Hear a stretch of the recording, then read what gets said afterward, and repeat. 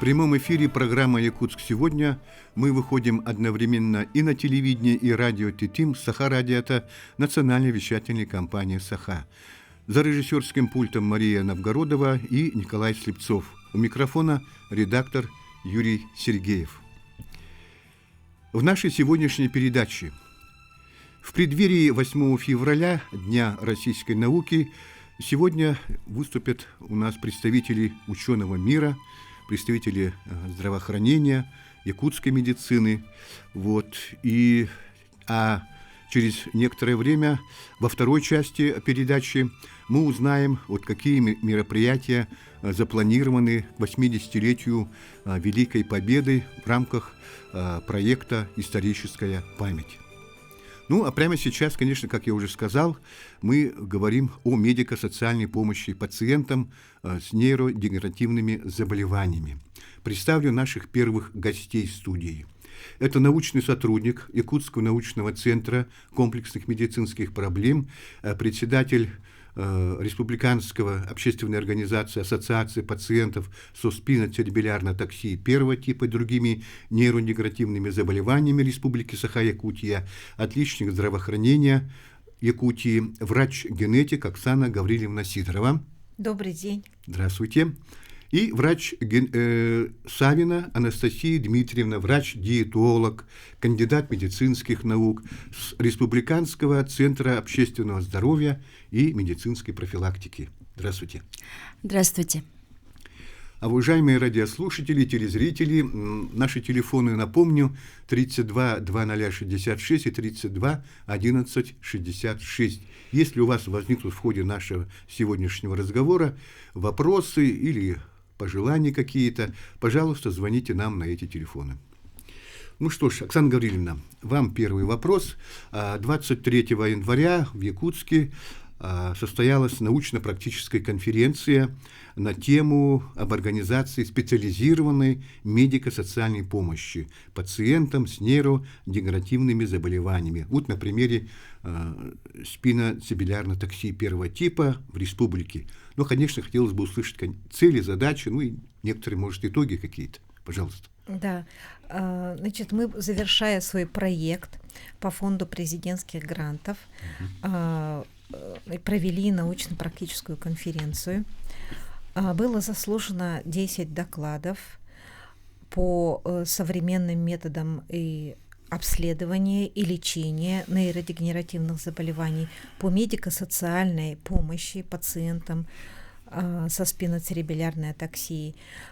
И эта конференция, в отличие от прошлых годов, она прошла с хорошей явкой, надо сказать, да, потому что были представлены все научные организации, докладчики были со всех научных организаций, и, конечно, присутствовали врачи и неврологи с лечебных учреждений Якутии. Конференция проходила, скажем, в онлайн и офлайн системе. И, конечно же, она обозначила по итогам этой конференции, обозначено было пути развития неврологии именно относительно нейродегенеративных заболеваний. И этой конференцией мы завершили наш прошлогодний грант фонда президентских грантов. Надо сказать, что научно-практическая конференция типа такого, она проводится, по-моему, ежегодно, да, традиционно? Да, ежегодно проводится именно в рамках фонда президентских грантов. Совсем недавно вы организовали 2 экспедиции в улусы нашей республики для обследования пациентов. Это тоже у вас уже не первые экспедиции, да? Они уже прошли, по-моему, несколько экспедиций за этот период прошедший, да? У нас по республике. Пожалуйста, об этом несколько слов тоже. Да, у нас 14 по 17 января мы съездили в 4 наслега, заречных наслега Намского улуса. Это такие наслега, как Фрунзе, Кабикон, Арбын и Второй Хамустах. Было обследовано около 130 пациентов, собрано около 50 анализов на биохимические исследования и около 100 анализов на ДНК, биологический материал. Было прочитано около 10 лекций профилактических населению. Вот. И в прошлом году мы уже ездили в Намский улус, это было в сентябре, но мы не смогли попасть в заречные наслега. И когда вот зимник встал, мы завершили свою экспедицию полностью по Намскому улусу. Мы будем поддерживать связь с нашими коллегами из наслегов. И, конечно же, около 30 пациентов мы пригласили по итогам этой экспедиции на госпитализацию в наше отделение.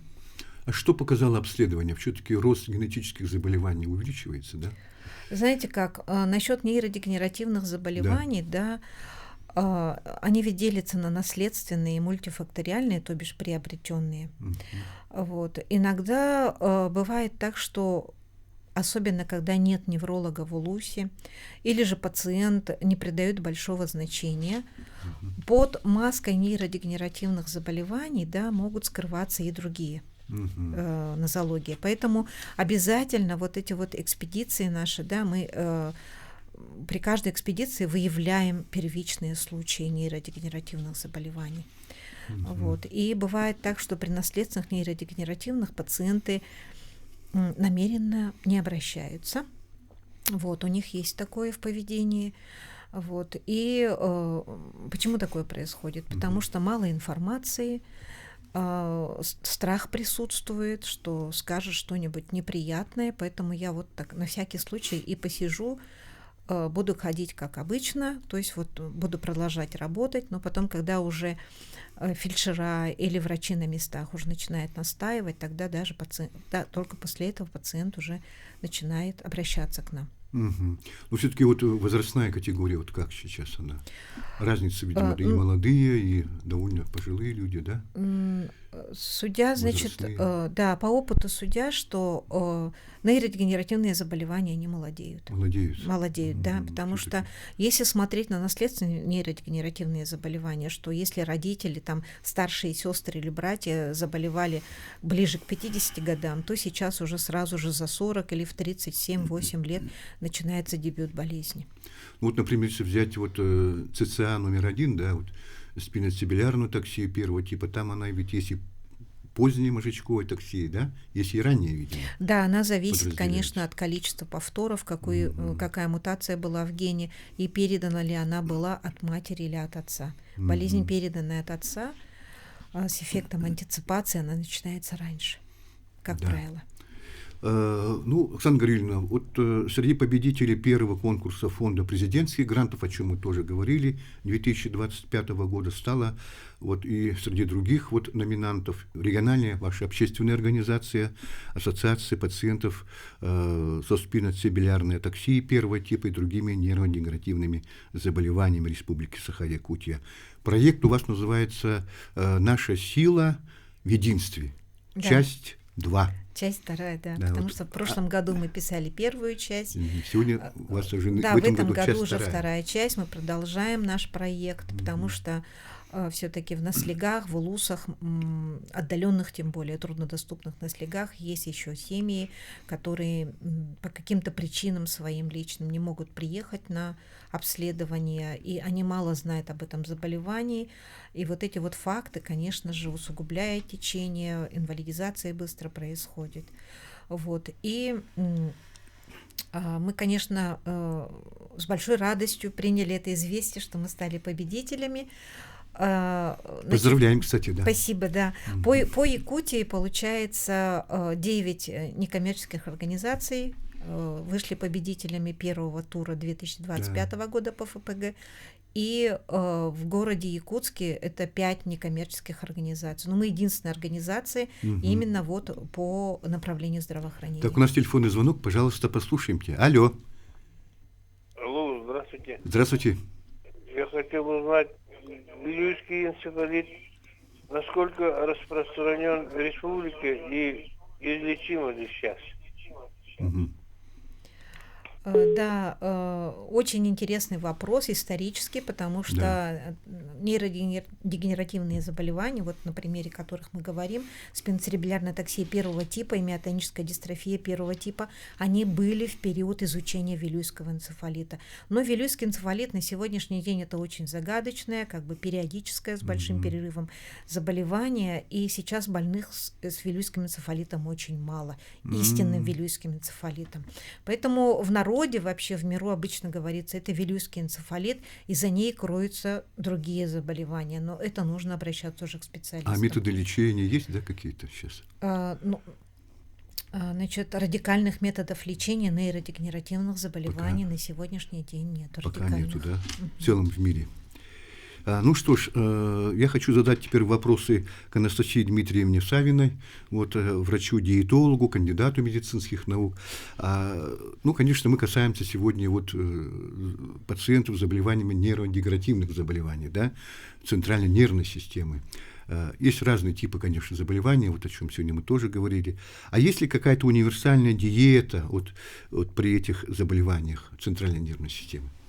Да, вы верно отметили, что это группа нейродегенеративных заболеваний, и могут быть совершенно разные причины, которые привели к этим заболеваниям. И поэтому, к сожалению, на сегодняшний день вот такой универсальной диеты, которая подошла бы для всех нейродегенеративных заболеваний, нет. Здесь надо учитывать обязательно индивидуальные особенности, состояние здоровья, вес, мышечную массу. В общем, должен быть индивидуальный подход при подборе диету таким больным. Ну, вы подбираете диету, в общем-то, каждому, да, индивидуально получается, так, каждому человеку, в зависимости от состояния его заболевания, да? Ну да, диетолог, который занимается этими больными, и там идет индивидуальный подбор диеты, да. Ну вот, а какие диетологические тенденции существуют сегодня в мире в целом, если взять? Да, есть такие тенденции в мире. К сожалению, в настоящее время наше питание практически во всем мире, наверное, цивилизованном, оно стало высокоуглеводным. То есть очень много стало переработанных продуктов.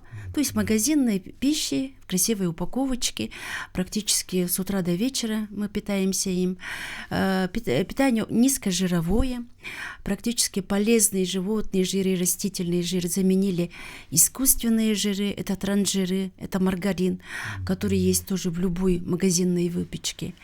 Очень мало стали употреблять клетчатки пищевых волокон, которые содержатся в зелени, в овощах, в ягодах, фруктах, цельнозерновых крупах, бобовых. И все это приводит, конечно, к тому, что нарушается, то есть возникает нездоровое питание. А нездоровое питание на то, оно так и называется, что это со временем приводит к нарушению здоровья человека. И, значит, какие же тенденции в медицинском сообществе? Во-первых, это должно быть высокожировое питание, низкоуглеводное и высокожировое. И в том числе набирает популярность кетогенная диета. То есть диета, которая в основном состоит из натуральных жиров. На второе место обязательно обращают состояние микробиоты. Учеными уже доказано, что от здоровья кишечника зависит в общем здоровье человека, его иммунитет и в том числе и центральная нервная система. Недаром кишечник называют нашим вторым мозгом.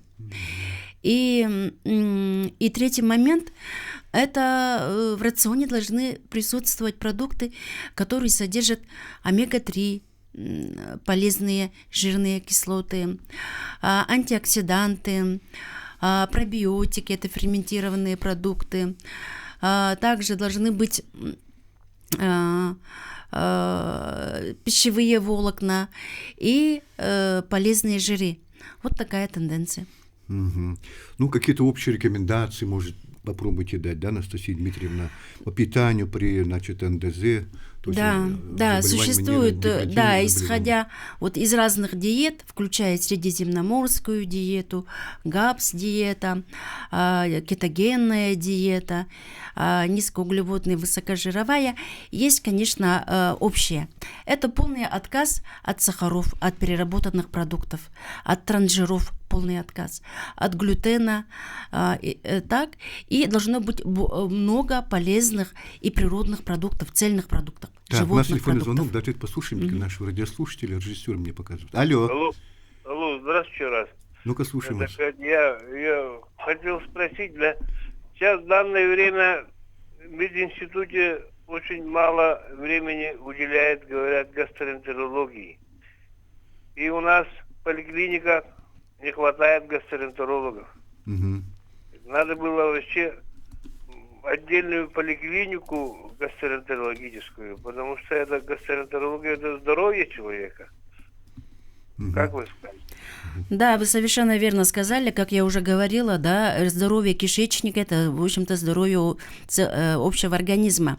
А что касается именно специалистов-гастроэнтерологов, то это обучение в ординатуре, и оно проводится мединститутом по заявкам медицинских организаций. Вот сколько заявок поступает, столько так и набирается группа в ординатуре. Ну, есть такая группа, да, в мединституте нашем, получается? Ну, по заявкам, да, заявкам да, только. по заявкам, Медучреждения. да, делают такое Ну что, обучение. давайте продолжим рекомендации еще. Что бы добавили еще, сказанное? Ну вот, нужно добавлять цельные продукты. И, к счастью, мы живем в таком регионе, когда у нас есть своя живность, свой скот, который пасется на лугах, да, жеребятина наша любимая, молочные продукты, которые издревле очень широко питались наши предки. Вот этих продуктов должно быть много. Наши экологичные продукты, Экологичные продукты, Да. да, экологичные продукты. Также должно быть обязательно много пищевых волокон. Наши предки раньше употребляли в пищу очень много растительной еды. Но в наше время, как аналог, это могут быть любая зелень, любые такие некрахмалистые овощи, все виды капусты, ягоды дикоросы, которые у нас растут, да, орехи, семечки, это все являются источниками и белков, и жиров, допустим, орехи, и пищевые волокна. Как раз мы говорим о здоровье кишечника. И как можно меньше употреблять, конечно, переработанных продуктов, магазинных продуктов, которые вот в красивой упаковке, потому что там очень много маргарина, это искусственного жира, и очень много скрытого сахара, просто в разном виде. И в виде сиропов, и в виде сахарозаменителей и так далее. И поэтому то, что мы называем сейчас низкоуглеводный высокожировой тип питания, это традиционный тип питания наших предков до земледелия. Практически мы сейчас должны вернуться к традиционному питанию, потому что мы живем на крайнем севере. И вот этот тип питания был выработан нашими предками в течение нескольких тысячелетий. И, к сожалению, последние 100-150 лет тому назад, как появилось земледелие у нас в Якутии, мы отошли от этого типа питания, и у нас просто как ком появились вот эти болезни цивилизации, которым наши предки не страдали. Это сахарный диабет, это ожирение, сердечно-сосудистые заболевания. Сейчас очень высокий рост нейродегенеративных возрастных заболеваний, аутоиммунных заболеваний, онкологических заболеваний. Все это тоже связано в том числе и вот с изменением типа питания нашего. Вы как-то сказали, что у нас в республике еще как-то повезло нам немного, да? Вот Да. есть что-то у нас на столе вот из-за того, что вы говорите. Мы можем найти, мы можем найти. Да? Есть продукция местная. Я уж не говорю в летнее время, а то в зимнее тоже можем найти. Можем найти у нас магазины есть. И поэтому, конечно, надо всячески поддерживать наше сельское хозяйство. Надо развивать фермерство, надо содержать подсобное хозяйство, потому что это все во благо. Это вот наш традиционный тип питания, белково-жировой. Угу. Так, осталась минута до конца эфира. Чтобы еще, Сангель, может, что-то вы добавите, обращаясь к нашим телезрителям и радиослушателям? Да, конечно, не зря говорят в народе «живота своего не жалея», потому что слово «жизнь» и «живот» имеет один корень. Вот. И вот последнее время только начали интересоваться очень близко именно по проблеме рационального питания, да, и проблемам, скажем, вот вреда углеводов, вреда сахара. Вот, и пользуясь моментом, я хочу поздравить Анастасию Дмитриевну и всю научную общественность с предстоящим праздником российской науки. Пожелать всем счастья, здоровья и успехов. Ну, вам тоже спасибо за участие в нашей передаче, также с предстоящим Днем российской науки. Вам Спасибо. удачи, успехов, новых достижений Спасибо. на вашем поприще. Пока, уважаемые телезрители, радиослушатели, первый блок подошел к концу. Через несколько минут продолжаем наш прямой эфир. Сейчас будем говорить о мероприятиях, посвященных 80-летию Победы в рамках федерального партийного проекта «Историческая память». У нас сегодня в студии Неустроева Саргалана Александровна, координатор федерального партийного проекта «Историческая память» в Республике Саха-Якутия, руководитель штаба общественной поддержки партии «Единая Россия» Республики Саха-Якутия. Здравствуйте. Добрый день. Так, Малышева Наталья Николаевна, представлю. Это председатель Общественного совета федерального партийного проекта «Историческая память» в Республике Саха-Якутия, заместитель директора Национального архива Республики Саха-Якутия. Здравствуйте. Здравствуйте. И молодой человек у нас, Егоров Тимур Аркадьевич, руководитель молодежного крыла федерального партийного проекта «Историческая память» в Республике Саха-Якутия, исполнительный директор «Волонтеры Победы». Здравствуйте. Здравствуйте. Вот это всероссийская организация, да? Региональное, Якутское регионального отделения. Ну, уважаемые слушатели и телезрители, если есть какие-то вопросы будут в ходе нашей сегодняшней передачи, звоните 32 2066 и 32 1166. Ну, слово вам. Добрый день еще раз. Я хочу выразить слова благодарности всем россиянам. Нынче для нас очень знаковый год. Да. Год 80-летия Победы в Великой Отечественной войне. По указу президента Российской Федерации Владимира Владимировича Путина 2025 год, юбилейный победный год, у нас обозначен годом защитника Отечества. И по указу главы Республики Саха-Якутия в нашем регионе Республики Саха-Якутия годом защитника Родины. Для нас очень важный год, и сегодня мы вкратце хотели бы рассказать подробно о двух проектах. Первый проект – международный диктант Победы, международная акция «Диктант Победы», который у нас проходит нынче уже 7-й год. Также проходит не только на территории Российской Федерации, но и в этом году запланировано участие 80 стран мира в целом. Наши якутяне принимают активное участие. Хотелось бы несколько цифр озвучить. Если в 2019 году мы открыли всего 23 площадки. Приняло участие более 700 человек. И в последующих годах, вот до прошлого года, в 2024 году, открыли 860 площадок и приняло участие более 20 тысяч якутян. В этом году, конечно же, юбилейный год, мы планируем открыть 1000 площадок и очень надеемся, что наши якутяне примут активное участие. Диктант пройдет в этом году 25 апреля. Дается 45 минут на знание истории Великой Отечественной войны. Из них 20 вопросов федеральные и 5 вопросов регионального значения. Также второй очень знаковый проект, уже 7-й год у нас проходит, это конкурс школьных музеев. Наталья Николаевна продолжит. Хорошо, Наталья Николаевна, пожалуйста, вам слово. Что музеи, какие мероприятия подготовили? Ну, на самом деле, это очень тоже хороший проект. Во-первых, он охватывает, скажем так, школы, образовательные учреждения и всероссийский конкурс. Он, конечно, проводится в 2 этапа. Во-первых, сначала проводится региональный, вот в нашей республике, а потом выходит на федеральный уровень. Сначала идет на дальневосточный, где?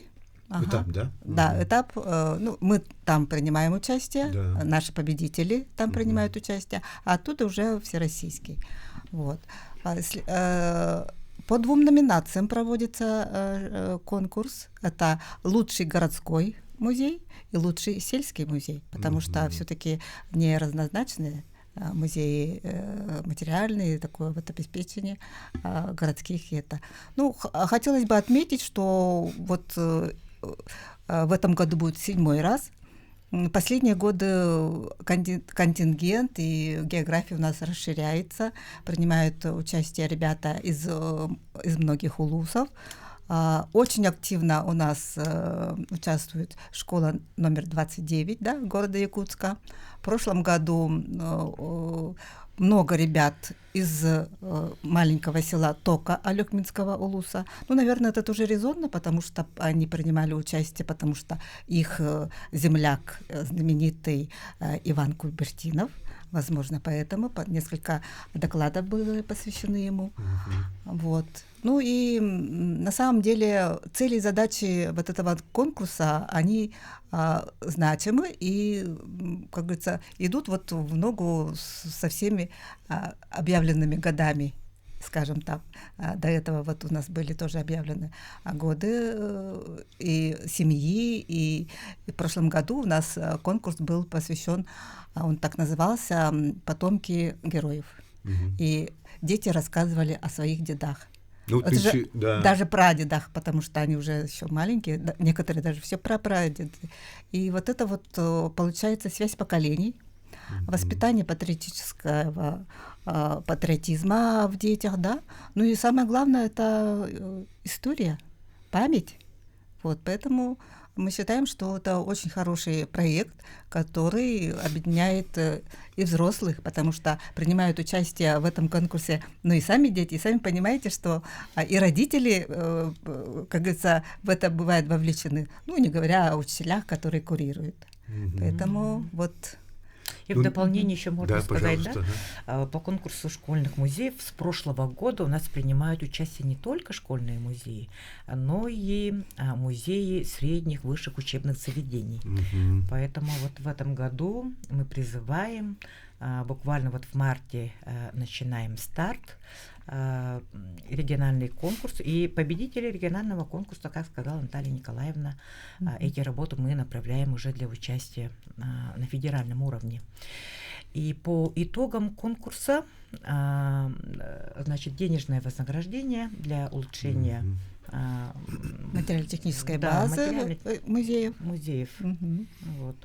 Победители у нас, значит, за последние годы Хангаласский район, это сельские школы, Чарапчинский, Амгинский район, и городские школы, школа номер 7, школа 27 имени Келли Пелли. Вот.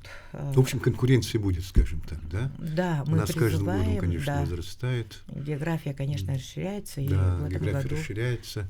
И нынче тем более год защитника Отечества Российской Федерации, год защитника Родины в Республике Саха-Якутия. Ну, слово, наверное, молодому. И на самом деле у нас еще мы относимся к учреждениям культуры, архив, да. В этом году министр культуры и духовного развития Афанасий Иванович Ноев объявил годом исторической памяти в учреждениях культуры. Поэтому вот мы с Петром Васильевичем Румянцевым, директором Национального архива, на самом деле историком-архивистом и по образованию, и по призванию являемся, вот, во-первых, членами историческая память, да, и экспертами, членами жюри этого конкурса. Да. Ну что ж, слово молодым, наверное, да. Вот, пожалуйста, Тимур Аркадьевич Егоров, волонтеры Победы. Ну, в этом году для волонтеров Победы очень такой насыщенный, интересный год, потому что у нас 2025 год окрылен не только вот 80-й годовщиной Победы в Великой Отечественной войне, но и тем, что у нас в этом году десятилетие нашего движения волонтеров Победы. Хочется отметить, что движение волонтеров Победы в этом году является оператором волонтерского корпуса 80-летия Победы, то есть на наши плечи возлагается и проведение мероприятий, и самое главное это волонтерское сопровождение всех памятных, всех праздничных мероприятий, посвященных вот юбилейной дате. Это у нас, если вот говорить про самые масштабные, массовые, вот самые известные мероприятия, это такие акции, как «Свеча памяти», «Поем двором», это и «Бессмертный полк», и сопровождение всех парадов Победы в различных городах Российской Федерации. Это у нас и международная акция «Всероссийские субботники», в рамках которого мы проводим благоустройство мемориальных комплексов, проводим субботники на памятниках. Ну и, конечно же, мы ежегодно обеспечиваем волонтерское сопровождение диктанта Победы в том числе. То есть наши волонтеры помогают в организации диктанта Победы на всех площадках. Это начиная с регистрации, помощь в навигации, в некоторых случаях бывает и помощь в инструктаже перед участием диктанта, ну и, конечно же, помощь в раздаче, в сборе бланков, контрольно-измерительных материалов, то есть, можно сказать, даже в общих вопросах проведения акции «Диктант Победы». Да, действительно возлагается очень такая, да, ответственность на волонтеров. Да, и это очень хорошо, да. что наше молодое поколение вовлечено во все это дело. И не только они изучают, они сохраняют историческую память, за что им большое спасибо. И в продолжение Тимура Аркадьевича, конечно же, в рамках работы исторической памяти это в приоритете у нас всегда было, есть и остается объекты культурного наследия. Это памятные места, посвященные фронту и тылу в Великой Отечественной войне. На сегодняшний день по региону всего 829 объектов. Это и парки, площади, это, значит, и военная техника, в том числе мемориальные доски. Вот. И во всех муниципалитетах проводится работа, конечно же, по приведению в порядок. Это, как сказал Тимур Аркадьевич, и субботники, и ремонтные работы. Вовлечены все наши краеведы. Пользуясь случаем, хотим им выразить огромную благодарность, потому что это те люди, которые действительно сохраняют народную память. Вот сколько бы времени ни прошло, это передается на генном уровне. И мы сегодня вместе с органами государственной власти, исполнительной власти, все муниципалитеты, все общественники, мы воедино за Россию, за память, за народную память, за великую победу. И, конечно, так как у нас короткое время, конечно, все проекты мы сегодня не можем раскрыть. Я хочу остановиться на диктанте Победы еще раз. Да, пожалуйста, можете на сайте «Диктант Победы» зарегистрироваться. Вам нужно будет сначала пройти тестирование. Там есть прошлогодние, значит, вопросы, ответы.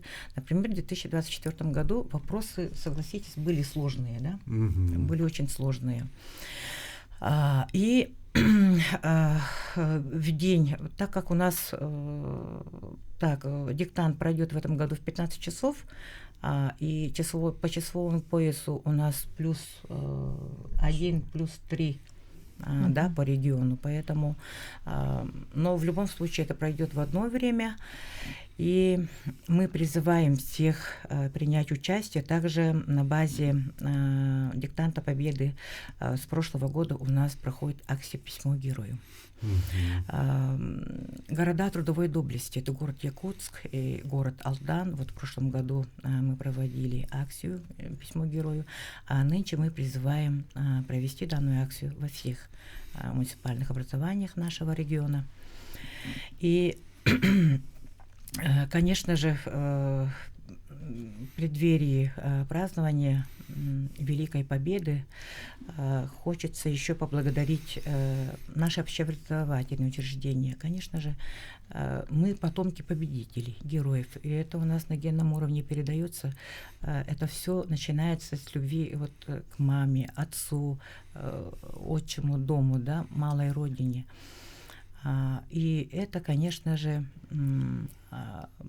основная внутренняя вот сила россиян, что сколько бы времени ни прошло, из поколения в поколение мы доходим до каждого дома, до каждой семьи, до каждого человека. И мы, ну, историческая память, все общественники, наши представители в районах тоже вовлечены во всю эту работу, не только в юбилейный год, это у нас идет системно на постоянной, ежегодно у вас проводится конечно, эта на работа. постоянной основе. Это и издание книг. Нынче будет еще нововведение. На парад выйдут ретро-автомобили. Это не только у нас в городе Якутске, но во всех городских округах и в районах. Это издание книг, посвященных героям. И так далее. Очень много акций. Да, действительно, акций очень много будет, и мероприятий тоже будет очень много, конечно. Но все-таки хотелось бы о патриотическом воспитании сказать несколько бы слов. Да, сегодня, конечно, к этому внимание очень такое, скажем, большое, огромное внимание, да, придается и на федеральном уровне, и на федеральных проектах, да, и президент России Владимир Владимирович Путин тоже, и наше руководство республики, глава Айсен Сергеевич Николаев, придается очень большое внимание. Поэтому здесь, наверное, обязательно вот этой стороне вопроса тоже уделено внимание. Да, вы абсолютно правы, потому что человек, он приходит в этот мир созидать, любить, что-то новое создавать. И основа основ — это все-таки семья, это любовь к ближнему. Да. И с этого, от любви к своей родине, к семье, отсюда и берет начало, да, патриотизма. Да. Поэтому, конечно же, это жить в России, трудиться, жить в любви, в семье, в обществе, которое сегодня для нас вот созданы все условия. Конечно, за что мы очень благодарны вообще. Я вот сама как мама, бабушка, я горжусь тем, что я живу в России, и патриотизм — это у нас на генном уровне, в наших помыслах, в наших сердцах. И, конечно же, покуда будет жить народная память, мы будем и развиваться, Россия будет процветать. Так, ну что ж, у нас еще время немножко осталось до конца эфира, где-то минута с лишним, пожалуйста. Я думаю, что Тимур тоже несколько слов, обращаясь. Ну, действительно, сейчас как никогда мы понимаем, что вот патриотизму уделяется огромное внимание, и действительно соглашусь с тем, что сейчас от нас необходимо сохранять историческую память, но и вместе с тем, вот что такое патриотизм, в моем понимании сейчас это не просто вот любить родину, гордиться историей, это к тому же еще и готовность, я думаю, бороться за историческую правду, потому что сейчас мы понимаем, что вот это вот весьма вот значимая роль придается. Так, пожалуйста, Наталья Николаевна, тоже буквально несколько слов. Ну, историческая память, поскольку я сотрудник Национального архива, я хочу сказать, что в Национальном архиве тоже хранятся очень много документов, посвященных Великой Отечественной войне. У нас есть целый фонд, военкомат, он в широком доступе. Через сайт Национального архива можно зайти и посмотреть эти документы. Ну что, спасибо участникам за передачу, за активное участие в ней сегодня. Спасибо за информацию. На этом наша сегодняшняя передача подошла к концу. До свидания, всего доброго.